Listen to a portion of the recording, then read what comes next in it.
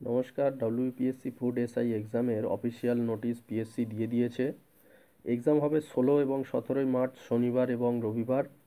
সাধারণত 3টি শিফটে এক্সাম হবে বলে পিএসসি জানিয়েছে।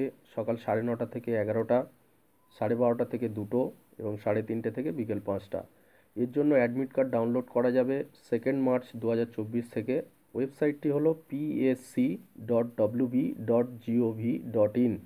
নোটিশে দেওয়াই আছে। আরেকটি গুরুত্বপূর্ণ আপডেট পিএসসি দিয়েছে, এক্সাম হওয়ার পর কেউ কোশ্চেন পেপার বাড়ি নিয়ে যেতে পারবেন না, যেটা পিএসসির এর আগের কোনো পরীক্ষাতে সাধারণত কমই লক্ষ্য করা গেছে।